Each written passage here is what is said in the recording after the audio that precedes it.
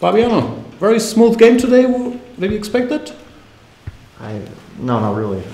I mean, he just was very unfamiliar with opening, I guess. I mean, after I played Bishop before, it already felt like he just didn't really know what to do. And he played a rare move, which I guess I once checked, but I couldn't remember a single thing about it. I mean, usually White can play your d3. Well, he spent like half an hour here, right? Yeah, I guess he just completely, he didn't want to go for the big theory here. And there's also big theory here. So he played kind of a rare move, and I guess d5 is the reason. I mean, I didn't take much time to do this because it just felt very logical. And I also didn't see the danger in this position. I kind of just, I mean, when I played d5, I just made sure that in something like this, well, we can get a position like this, rook a d1, I have an important move, queen c3, and here I'm already much better. And so I was kind of thinking we might get something like this,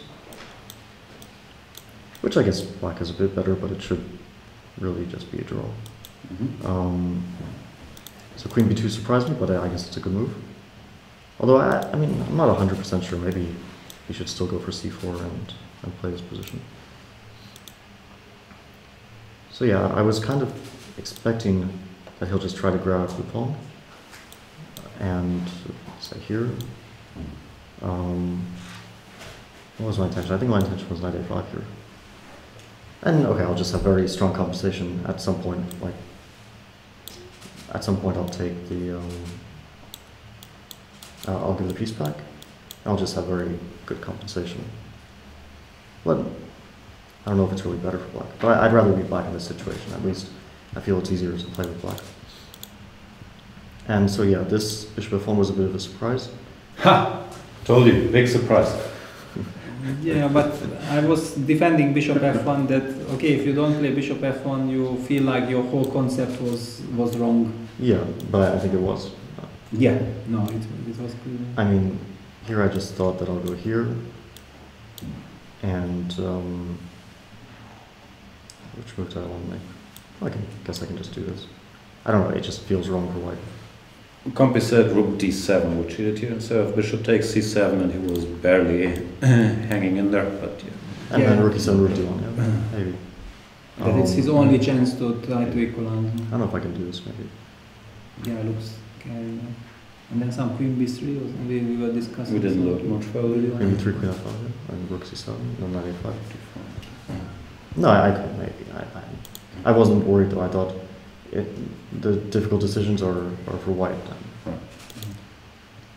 Yeah, here I didn't want to play rook e7, but then I couldn't find a better move. At first I wanted to do this, but I couldn't really make this work. Queen c6, what happens? Queen c6, f3. Bishop d5. Yeah, I guess c4. I guess I can do this. I just wasn't 100% sure. Maybe here and then rook d4. Oh yeah, what did we say? Bishop e6. Bishop e6, yeah. Okay, but it's just us making moves. Yeah, and it was. Yeah, maybe that. Because it was clear that maybe black can be already more ambitious than. Yeah, maybe I mean, this was the most straightforward move, but I didn't quite see Maxime's next move here. I was not really spending my time on a4 though. I was thinking, well, okay, I mean, maybe a4 is the best move, but I thought maybe rook c1 to c4 immediately. Or, okay, I mean, I was thinking about rook d2, but then it kind of felt completely pointless to double the rooks. And I guess I can consider this again. But yeah, a4, I felt it was a good move. And, I mean, this, I don't know if, in hindsight, he should go for it, but it feels pretty rotten. There's also some fun stuff which I was calculating here. Rook a c1, queen f6, f3, knight d4, queen c4, and c5. And yeah, this I thought was very strong for black, but then I couldn't quite figure this position out, and I thought probably white is really not worse here. So I was just going to play queen b5, knight a5, and I had difficulty finding a move for white because bishop c2 is actually very often a threat.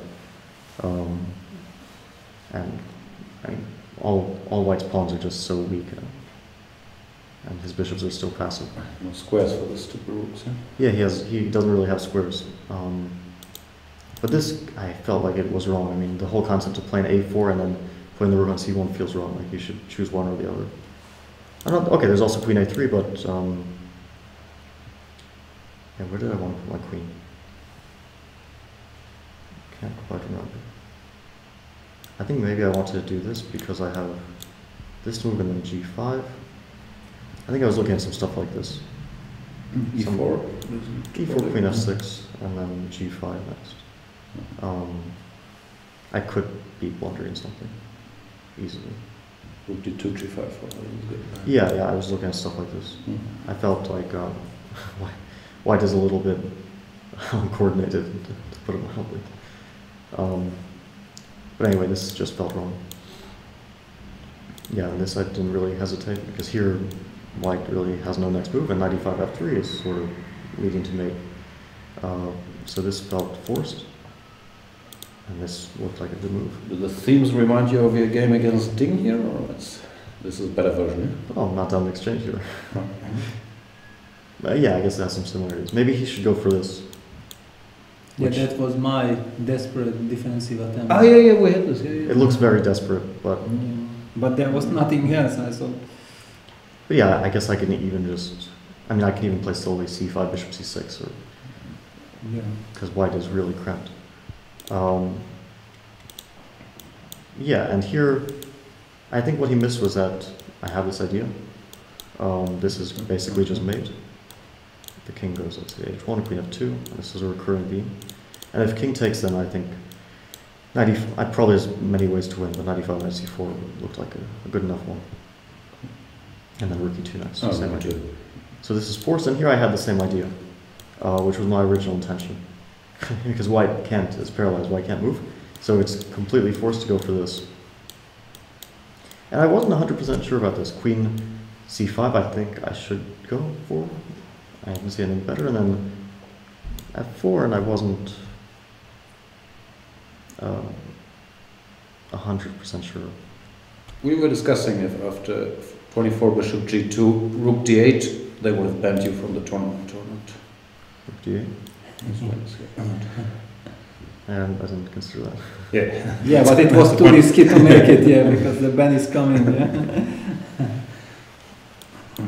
No, and this didn't quite seem quite as good. So bishop d5, I don't know if it's better than bishop f3, but it looked very promising. And there's also some really, I mean, c4. There's one trick. I shouldn't play rook e2 because this becomes unclear. But I have queen f2 first, and there's nothing to do about rook e2 next. There's just no move. Yeah, you showed that. Yeah, this queen. And e4, rook e4. And again, it's like if queen b5, I mean, I just go for queen f2 no matter what. And this is the same kind of mate that shows up in a lot of blinds. And I was kind of like looking at really desperate stuff like this, but I think I just decided that if nothing else, I have the same stuff. Just anything to get this. Yeah, and queen b5, queen f2 is the same story. It's just, there's really nothing to do besides bishop e1 here. And yeah, now I just blundered e4, what can I say? I really thought he was going to go for something like this, which is, I mean, passive and horrible, and white really doesn't even have a next move here. So I have knight e5, even knight a5 with some threats of bishop e3, or sometimes winning material. But this, although I blundered it, didn't really help him. I mean, this is what I should avoid, because here it already isn't anything anymore. And yeah, I was kind of briefly considering this, but I thought queen d2 or something, maybe it's messy. So why not take the pawn, which also renews the threat of knight e5. And it stops queen b5, it just takes a pawn, so pretty much all endings are winning now. Yeah, and it's just very sad for white. I thought he would try this, but after this he just has no more moves. And yeah. So I felt it's just paying attention and you would win the game. Yeah, but then I didn't pay attention. I mean, okay, I guess I should have just gone for this and then rook d7 or something, and he'll lose sooner or later. But I don't know. I wanted to kind of play ambitiously. But yeah, I mean, this is also, I guess, winning. But I don't know why I needed to allow this. I mean, I started to regret even, although it's completely hopeless for white, because there's no mating mechanism, and I made him. Then after g4 I started to regret playing it, although maybe it's not a bad move. Yeah, and here sorry, queen c6 was my first intention, but after queen e2, I thought, okay, maybe knight g6, and then queen f3, queen e4, and I guess this kind of stuff is winning anyway, but I thought, why allow it? And queen d7 looks a bit weird, but I like the move. It just renews the threat on knight d3, because knight d3 immediately is already spoiling it. But then why you had the feeling that you didn't play precise? I don't know, I just thought like I should somehow win this without any mess. And it felt kind of like a mess, but... Well, computer's praising all your moves. Okay, that's not so bad. Yeah, because we also got confused that maybe you complicate your life, but then we turned on engine and we understood, no, Fabi has everything under control. I mean, I didn't really see what he could do, but I kind of just, I thought this maybe wasn't the most technical way, but maybe it is. I mean, it's funny, but all his pawns are just falling one after the other in pretty much every line. I didn't really see anything better for him. And yeah, I just wasn't 100% sure about this one. I felt like it was probably winning after like knight d7 or knight c6, but I thought, why do I have to take this pawn? It only gives him some more avenues for attack. And I'm very happy to get rid of the bishop, because this is taking everything. And here, I just collect all the pawns. For now we have material balance, but it's, he can't really save his pawns. Yeah, and yeah, that's it. So 5 out of 7. Who you have left? Tomorrow I play level, and then I play the 2 god in last round. We have an important question from the chat. How do you train your endgame skills? I mean, I never liked looking at endings, but Rustam sometimes will force me to. So yeah, he'll give me some positions to solve. And sometimes we have a look at some very specific endings, like there are some interesting rook and 2 against rook and 1 positions. And we looked at the stuff before London, and then I was really surprised, because then there was the game Mickey Adams against Nepomniachtchi. Exactly in this ending which we looked at, and it was basically like white. Mickey had a choice, yeah. He could either put his king on f3. It was like G against E and F, yeah. Ah, yeah. He could either put his king on f3, which is very logical. But if you know these endings, then you know that you put your king on h3 and it's a draw. And you put your king on f3 and it loses because the king black plays e4 and the king goes around to g2. And it's something which you can't really figure out over the board. You can only kind of know it, because it's just unrealistic to figure this stuff out. Although it wasn't really in my games, I still kind of felt good that we had a look at it. You also said that you don't like solving Dvoretsky studies, but you force yourself to do it? Or not Dvoretsky studies, but Dvoretsky exercises? I don't like doing any hard work in general. Okay. Seems like it's working pretty well for you. Yeah. Peter, any last questions? I'm out of Yeah, okay, just one very little one regarding yesterday's game.